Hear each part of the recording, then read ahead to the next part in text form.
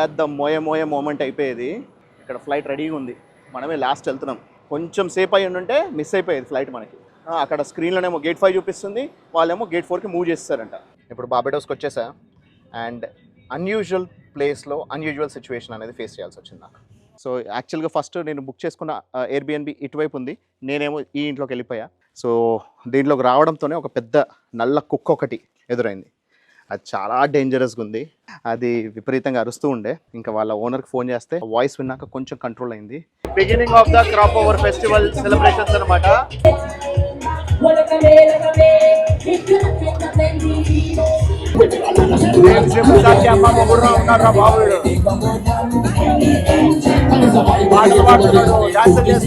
Music play చేస్తున్నాడు.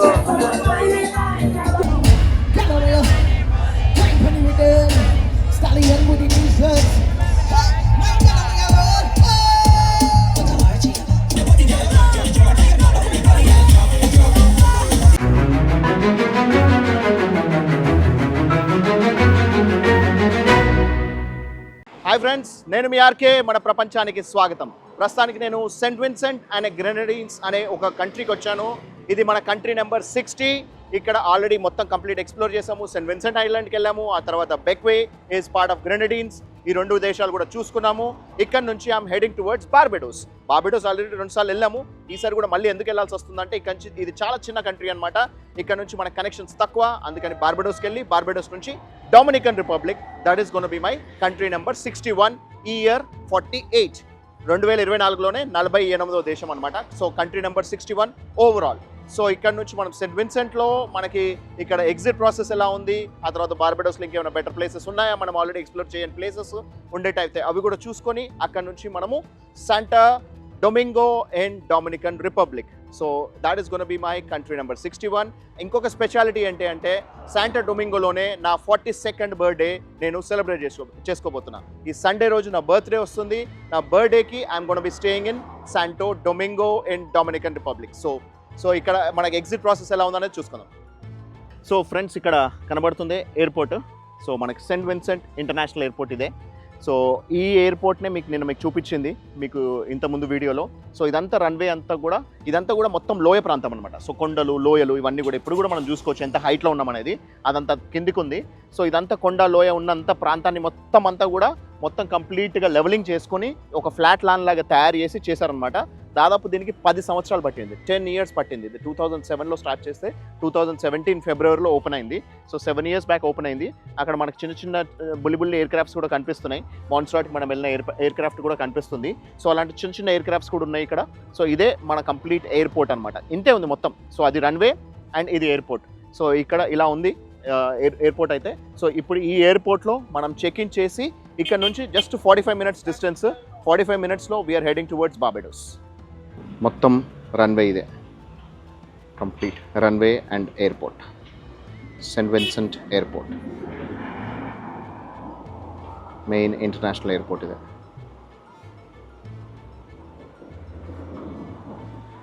So gate దగ్గరికి వచ్చేసా. సో ఇక్కడ ఎయిర్లైన్స్ వాళ్ళు కానీ ఇమిగ్రేషన్ వాళ్ళు కానీ కేవలం బార్బడోస్లో ఎన్రోల్ ఉంటారని, ఆ తర్వాత బార్బడోస్ నుంచి నెక్స్ట్ ఎక్కడికి వెళ్తారని చెప్పేసి ఆన్వర్డ్ జర్నీ టికెట్ అడిగారు. అది చూపించేశాను, దాంతో అయిపోయింది. So immigration hardly 2 minutes. కాకపోతే ఇక్కడ సెక్యూరిటీ చెక్ కోసం వీళ్ళ స్కానింగ్ పనిచేయట్లేదంటే యూనిట్ అనేది. సో అందుకని మన ఫుల్ బ్యాగ్ ప్లస్ మన హ్యాండ్ లగేజ్ మొత్తం అన్నీ ఒక్కొక్కటి ఓపెన్ చేసి చెక్ చేసి పంపించారన్నమాట. సో చాలా టైం పట్టింది, కాకపోతే అట్లీస్ట్ ప్రాసెస్ అయితే ముందుకెళ్ళింది. సో నెంబర్ ఆఫ్ యూనిట్స్ ఎక్కువ పెట్టుకున్నారు, దానివల్ల కొంచెం మరీ ఎక్కువ స్లో అవ్వకుండా ఫాస్ట్గానే అయిపోయేలా చేశారు. కానీ ఒకవేళ స్కానింగ్ ఉండేటైతే ఇంకో కొంచెం ఫాస్ట్గా ఉండేది. సో స్కానింగ్ పని చేయకపోతే ఇలా ప్రతి ఒక్కటి ఒక్కొక్క ఐటెం ఓపెన్ చేసి మన మెయిన్ లగేజ్లోంచి ప్లస్ హ్యాండ్ లగేజ్లోంచి అన్నీ చెక్ చేసి ఆ తర్వాత పంపిస్తున్నాను అనమాట. సో అది ప్రస్తుతానికి ఇక్కడ జరుగుతుంది.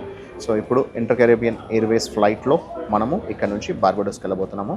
So Inter Caribbean Airways flight రాగానే మీకు అది ఎలా ఉందో చూపిస్తాను. పెద్ద మోయే మూమెంట్ అయిపోయేది. గేట్ 5 అని చెప్పారు నాది. నేను గేట్ 5లో కూర్చొని ఉన్నా. అక్కడేమో మనకి స్క్రీన్ పైన గేట్ 5 బార్బడోస్ అని చూపిస్తుంది ఇంటర్ కరేబియన్. చూస్తేనేమో గేట్ 4కి మూవ్ చేశారంట. గేట్ 5లోనేమో వేరే వాళ్ళు పంపిస్తున్నారు. వేరే వాళ్ళు ఎవరో వెళ్తున్నారు, అది వేరే దగ్గరికి ట్రినిడాడ్కి వెళ్తుంది అని చెప్పి నేను వెయిట్ చేస్తున్నా. నా తర్వాత చేస్తారేమో అని చెప్పేసి చూస్తే గేట్ 4 మూవ్ చేశారంట. ఆల్రెడీ అందరు వెళ్ళిపోయారు, మనమే లాస్ట్. ఇక్కడ ఫ్లైట్ రెడీగా ఉంది, మనమే లాస్ట్ వెళ్తున్నాం. కొంచెం సేపు అయ్యి ఉంటే మిస్ అయిపోయేది ఫ్లైట్ మనకి. సో ఏంటో ఇది అసలు కనీసం కమెంటరీ లేదు, ఇన్ఫర్మేషన్ లేదు. అక్కడ స్క్రీన్లోనేమో గేట్ 5 చూపిస్తుంది, వాళ్ళేమో గేట్ 4కి మూవ్ చేస్తారంట. చెప్పబెట్టకుండా మార్చేశారు. ఇది మరీ టూ మచ్. ఇది కొంచెం కొద్దిలో లక్కీలీ ఫ్లైట్ దొరికింది. సో మొత్తానికి అయితే వచ్చేసాను విండో సీట్. అండ్ ఈ ఎయిర్పోర్ట్ కింద ఆల్రెడీ ఇంతకుముందు ఎయిర్పోర్ట్ చూపించాను కదా. ఈ ఎయిర్పోర్ట్ యాక్చువల్గా 4-5 లోయల్ని 4-5 కొండల్ని కలిపి లెవెలింగ్ చేసుకొని కట్టారు. దీని కింద ఒక నది పారుతుంది, ఎయిర్పోర్ట్ కింద ఒక నది పారుతుంది. సో ఈ రన్వే కింద నదికి మొత్తం ఒకటి కాదు 2 కాదు 5 టనెల్స్ వేశారు. సో ఒకవేళ పొరపాటున ఏదన్నా ప్రాబ్లం వచ్చి మనకు ఒకవేళ టనెల్ మార్చాల్సి వస్తే దాన్ని డైవర్ట్ చేయడానికి ఇంకో 4 ఎక్స్ట్రా టనెల్స్ కట్టారు, పెద్ద కాంక్రీట్ టనెల్స్. సో ఒక నదిని పారుస్తుంది అనమాట. సో నది పైన ఈ పర్టికులర్ రన్వే అనేది వేయడం జరిగింది. సో ఏం చేస్తాం, చిన్న ఐలాండ్, వీళ్ళకు ఉండే ల్యాండ్ తక్కువ, ఫ్లాట్ ల్యాండ్ అయితే అసలు లేదు, మొత్తం మౌంటైనియస్ ఐలాండ్. సో అందుకని ఇలా కట్టుకున్నారు అనమాట. ఇది సెంట్ విన్సెంట్ అండ్ గ్రెనడీన్స్.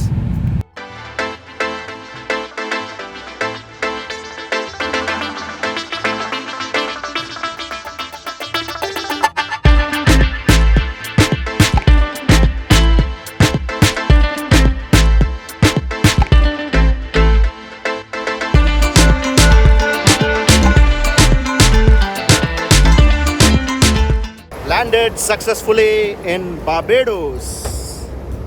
మూడోసారి బార్బేడోస్లో.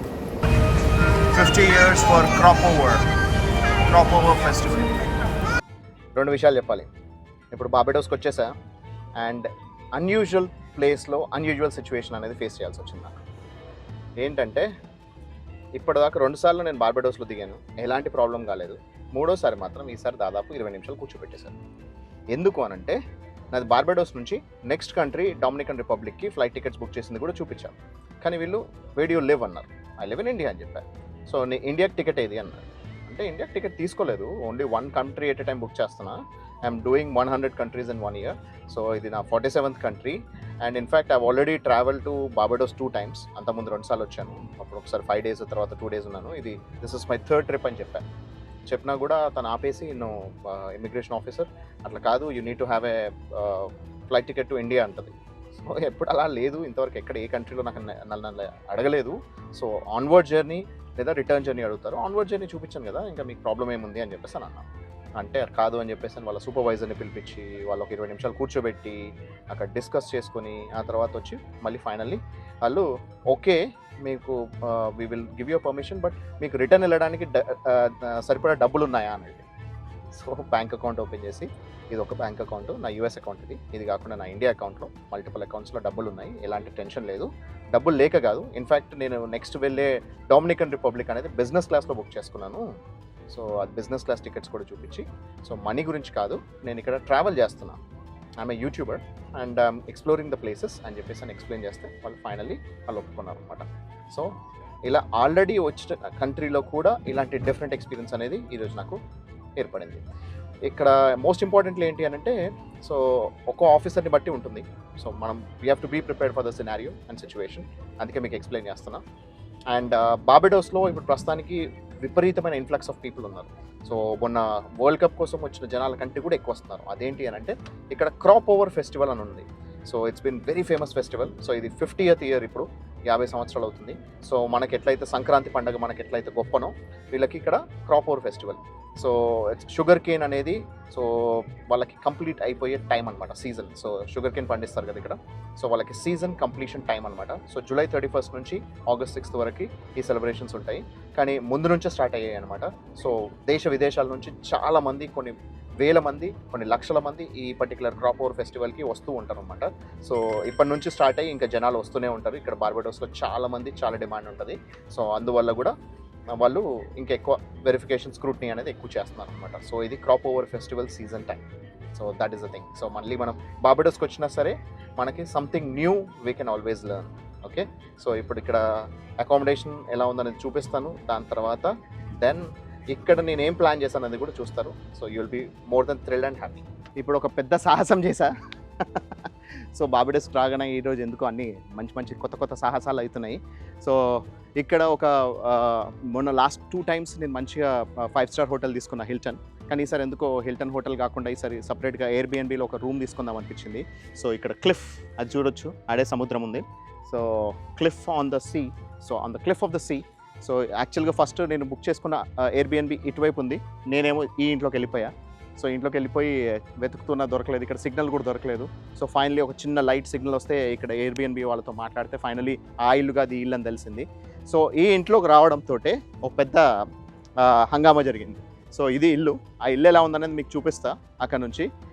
తర్వాత దీని గురించి మనం డిస్కస్ చేద్దాం. సో ఇంటి లోపల కూడా సూపర్బ్గా ఉంది. సో ఆ ఇల్లు ఎలా ఉందనేది చూసుకున్న తర్వాత అసలు యాక్చువల్గా ఇక్కడ ఏం జరిగింది, ఇక్కడ ఏం పెద్ద సాహసం చేశాను అనేది మీకు ఎక్స్ప్లెయిన్ చేస్తాను. మనం తీసుకున్న ఇల్లు, ఈ ఇంట్లో ఫస్ట్ ఫ్లోర్లో మెట్లెక్కి వెళ్తే అంత ఒకటే ఫ్లోర్ వెళ్తే మనకి అక్కడ రూమ్ ఉంటుంది అనమాట, 2 bedroom హౌస్. సో దీంట్లోకి రావడంతోనే ఒక పెద్ద నల్ల కుక్క ఒకటి ఎదురైంది. అది చాలా డేంజరస్గా ఉంది, హస్కీ డాగ్, అది బ్లాక్ కలర్లో ఉంది. ఆ తర్వాత అది విపరీతంగా అరుస్తూ ఉండే. ఇంకా వాళ్ళ ఓనర్కి ఫోన్ చేస్తే అది మాట్లాడిన తర్వాత ఆ వాయిస్ విన్నాక కొంచెం కంట్రోల్ అయింది. అప్పటికి అది అరుస్తూ నా దగ్గరకు వస్తే ఆబ్వియస్లీ కొంత భయం వేసినా సరే ధైర్యంగానే ఉన్నా. ఆ ధైర్యంగా ఉన్న చూసి ఫైనల్లీ అది లోపలికి వెళ్ళిపోయింది. ఒక తోకలేని పిల్లుంది, ఒక నల్ల కుక్క ఉంది. సో ఎందుకురా బాబు ఇలాంటి సాహసాలు చేస్తాం అనిపిస్తుంది నాకే. కాకపోతే ఇల్లు అయితే చాలా బాగుంది. చూడండి, ఇది హాల్, మనం లగేజ్ పెట్టేసా. ఇది మాస్టర్ బెడ్రూమ్, ఇక్కడ king bed and attached bathroom. ఇక్కడ చూసుకుంటే కూడా మనకి కంప్లీట్ ఓషన్ ఫేసింగ్ అనమాట. ఇది బ్యూటిఫుల్గా ఉంది. ఈ ఇంట్లో ఫస్ట్ అనుకోకుండా ఆ ఇంట్లోకి వెళ్ళా, కానీ ఆ ఇల్లు కాదు, ఈ ఇల్లు అని తెలిసింది. దాని తర్వాత ఇక్కడ ఇంకో సెకండ్ బెడ్రూమ్ ఉంది అండ్ కామన్ బాత్రూమ్. ఇది సెకండ్ బెడ్రూమ్, ఇది క్వీన్ బెడ్ అనమాట. And then we have kitchen. So ఈ కిచెన్లోంచి ఫుల్ ఫ్లెడ్జ్డ్ కిచెన్, స్టవ్ అన్నీ కూడా ఉన్నాయి. కొన్ని వాటర్ కూడా ఇచ్చింది తను. మామూలుగా ఇక్కడ వాటర్ కూడా కొనుక్కోవాల్సిందే, కానీ వాటర్ బాటిల్తో సహా, జ్యూస్తో సహా కొన్ని ఐటమ్స్ ఇచ్చింది, చిప్స్ కూడా ఇచ్చింది. ప్లస్ ఇలా బయటికి రావచ్చు అనమాట. ఇలా బయటికి వస్తే మళ్ళీ ఇక్కడ స్టెప్స్లోంచి ఇది బయటకు వస్తాం. సో ఇలా ఉంది ఈ ఇల్లు. ఇల్లు అయితే చాలా బాగుంది, కానీ ఇక్కడ ఓనర్ లేకుండా, ఎవరు దాన్ని కంట్రోల్ చేసే వాళ్ళు లేకుండా, ఒక కుక్క పిల్లతో నేను సాహసం చేసి దాంతో పాటు ఉండి ఫైనల్లీ ధైర్యంగా లోపలికి అయితే వచ్చేసాను. సో అలా ఒక సాహసం చేసి మొత్తానికి ఈ ఇంట్లో అయితే రూమ్కి రెంట్ తీసుకున్నాను. సో ఇక్కడ 2 days ఉండబోతున్నాము. అండ్ క్రాప్ ఓవర్ ఫెస్టివల్ ఇక్కడ స్టార్ట్ అవుతుందని చెప్పాను కదా, దానికి సంబంధించిన ప్రీ సెలబ్రేషన్స్ కూడా ఉన్నాయి ఈరోజు. సో చూద్దాం, ఎక్కడ వీలైతే అక్కడ ఎంత మంచి కంటెంట్ వీలైతే అంత మంచి కంటెంట్ మీకు ఇంట్రెస్టింగ్ అనిపించేలాంటి వీడియో అయితే చూపిస్తాను. ఫ్రెండ్స్, నేను ఇప్పుడు ఇక్కడ సెయింట్ ఫిలిప్స్ పారిష్ చర్చ్కి వచ్చాను. ఇదే Saint Philip's parish church and this is one of the oldest Anglican churches of Barbados. So బార్బడోస్ని అంతకుముందు నా వీడియోలో చూస్తే మీకు అర్థమై ఉంటుంది, 11 విభాగాలుగా, సో 11 ప్యారిషెస్గా విభజించారనమాట. సో 11లో 9కి వీళ్ళకి వాటర్ ఉంది, అంటే కోస్టల్ ఏరియాలో ఉన్నాయి. 2 మాత్రమే వితౌట్ ద కోస్టల్ రీజియన్ ఉందన్నమాట. సో 9 కోస్టల్ రీజియన్లో ఉన్నాయి. So this is one of the coastal region. So Saint Philip parish church అనేది వన్ ఆఫ్ ద ఓల్డెస్ట్ అనమాట. 1640లో బిల్డ్ చేశారు. 1640లో బిల్డ్ చేసిన పారిష్ చర్చ్ అది ఇది కాదు. ఏమైందనంటే 1780లో ఒక పెద్ద హ్యూజ్ హరికేన్ వచ్చింది, దాంతో మొత్తం కూలిపోయింది. సో కూలిపోతే 1786లో రీబిల్డ్ చేశారు. సో రీబిల్డ్ చేసింది అది దాదాపు ఒక 44 years ఉంది. దాని తర్వాత మళ్ళీ 1831లో మళ్ళీ ఇంకో హ్యూజ్ హరికేన్ వచ్చింది. ఆ హరికేన్ వల్ల మళ్ళీ కూలిపోయింది. అది మళ్ళీ కూలిపోతే 1837లో రీబిల్డ్ చేశారు. ఇప్పుడు మీరు చూస్తుంది 1837లో కట్టిన చర్చ్ అనమాట. అంటే దాదాపు 187 years అవుతుంది ఈ పర్టికులర్ చర్చ్ కట్టి. సో 183 years అవుతుంది. సో అన్ని సంవత్సరాల క్రితం ఈ పర్టికులర్ చర్చ్ని కట్టారు. అండ్ ఇది one of the oldest churches. And నేను చెప్పాను కదా, ఇక్కడ ప్రతి ఏరియాని 11 ప్యారిషెస్ కింద ఇక్కడ మొత్తం బార్బడోస్ని విభజించారని. ఆ ప్యారిష్ అంటే మనకు ఆల్మోస్ట్ డిస్ట్రిక్ట్ అనుకోవచ్చు అనమాట. ప్రతి ప్యారిష్కి ప్రతి డిస్ట్రిక్ట్కి ఒక ఇంపార్టెంట్ చర్చ్ ఉంటుంది. And this is the important church for this Saint Philip area అనమాట.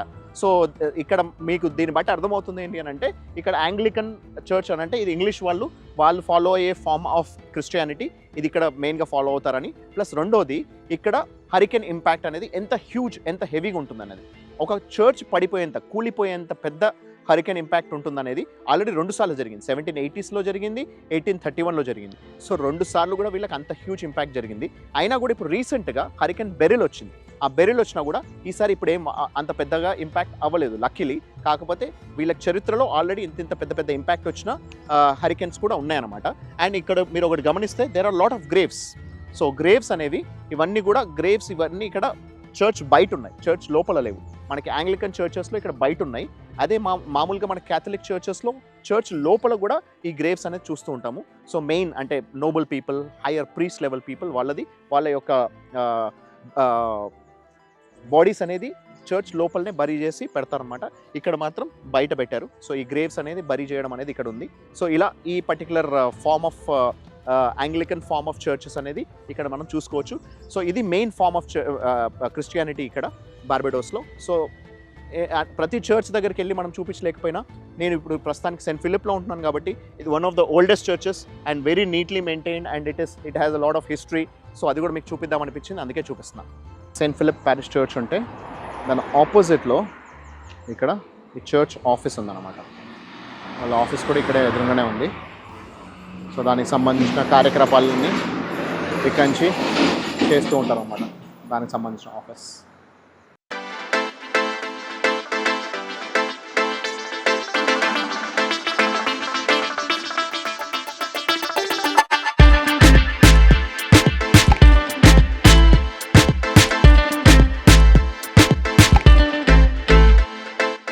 Beginning of the crop over festival celebrations అనమాట.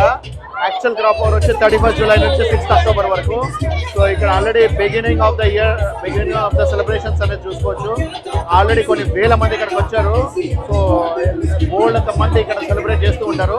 సో ఇది ఒక బుధవారం రోజు నైటే ఇంత రేంజ్లో ఉందంటే, ఇక 31 జూలై నుంచి ఏ రేంజ్ క్రేజ్ ఉంటుంది అనేది చూడొచ్చు. సో మీకు చూపిస్తాను ఇక్కడ ఎలా ఉందనేది. మన సంక్రాంతి సెలబ్రేషన్స్ కంటే ఎక్కువ అనమాట వీళ్ళకి క్రాప్ ఓవర్ ఫెస్టివల్ అనేది.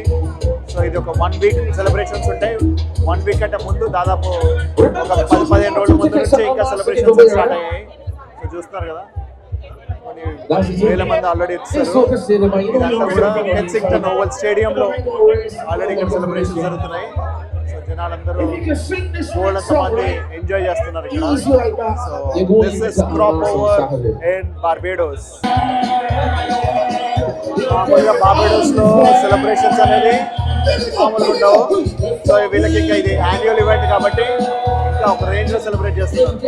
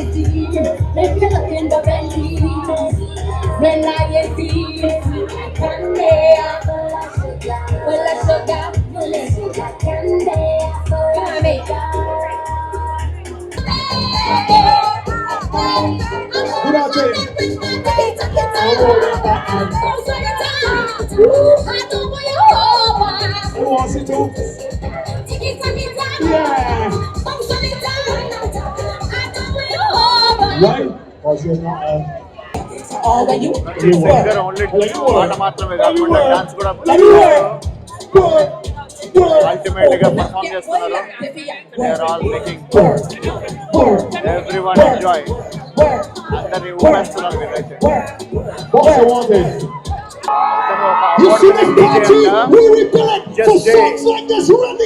ఆయన పేరు జస్ట్ డే. రావడంతోనే అందరికి ఇక్కడ జోష్ వచ్చేసింది.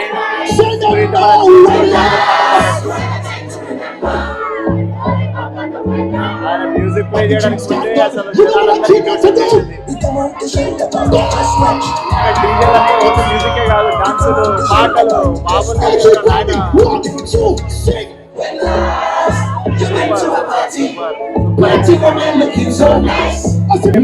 బాబు వీడికైతే పాట పాడుతున్నాడు, డాన్స్ చేస్తున్నాడు, అక్కడికి వెనకాలకెళ్ళి మ్యూజిక్ ప్లే చేస్తున్నాడు, ఆల్రౌండర్ ఉన్నాడు. అయితే మొత్తం అంతా వైబే అలాగుంది. అమ్మ మొగుడుగా ఉన్నారా బాబు వీడు. పాటలు పాడుతున్నాడు, డాన్స్ చేస్తున్నాడు, మ్యూజిక్ ప్లే చేస్తున్నాడు. అవార్డు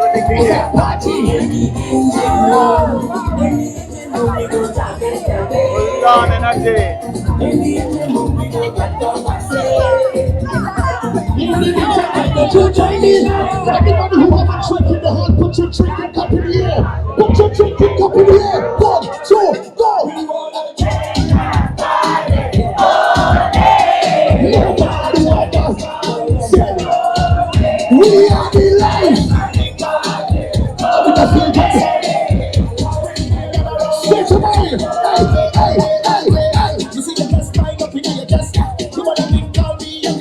అక్కడ ఇప్పుడు వెళ్ళి ట్రాక్ సెట్ చేస్తున్నాడు, మధ్యలో వస్తున్నాడు, పాట పాడుతున్నాడు, డాన్స్ చేస్తున్నాడు, ట్రాక్ సెట్ చేస్తున్నాడు.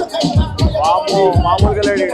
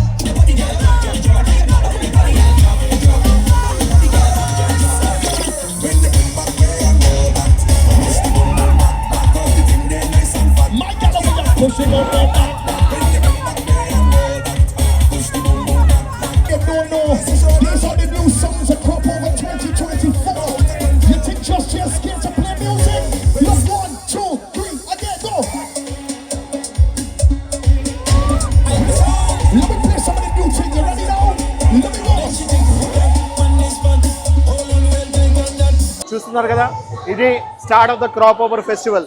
ఇంకా ఫెస్టివల్ స్టార్ట్ అవ్వలేదు. జూలై 31 నుంచి ఆగస్ట్ 6 వరకు ఉంది. ఆల్రెడీ ఇప్పటికే కొన్ని వేల మంది వచ్చేసారు. అక్కడికి వచ్చేసరికి ఇంకా యాక్చువల్ ఫెస్టివల్ వచ్చేసరికి లక్షల మంది వస్తారంట. సో అంత పెద్ద ఫెస్టివల్ అనమాట. సో మనకు సంక్రాంతి ఎలాగో వీళ్ళకి క్రాప్ ఓవర్ అనమాట. షుగర్ కేన్ క్రాప్ అనేది కంప్లీట్ అయిపోయి జూలై మంత్ అంతా వీళ్ళకి సెలబ్రేషన్ మంతే. మామూలుగా నల్లోళ్ళు ఒక ఇద్దరు ముగ్గురు సెలబ్రేట్ చేయడమే మనకి వాళ్ళని చూస్తుంటే జోష్ వస్తుంది. అంటే కొన్ని వేల మంది ఇక్కడ ఇలా డాన్సులు చేస్తూ ఎంజాయ్ చేస్తూ సూపర్గా ఎంజాయ్ చేస్తున్నారు. డీజే అయితే మామూలుగా లేడు. డిఎస్పీకి అమ్మ మొగుడులా ఉన్నాడు. డాన్స్ చేస్తున్నాడు, పాటలు పాడుతున్నాడు, ప్లస్ మ్యూజిక్ ప్లే చేస్తున్నాడు. అల్టిమేట్, చాలా బాగుంది. సో నేనైతే ఇలాంటి క్రాప్ ఓవర్ ఫెస్టివల్ అటెండ్ అవ్వడం ఫస్ట్ టైం. నేనైతే ఫుల్ ఎంజాయ్ చేశా.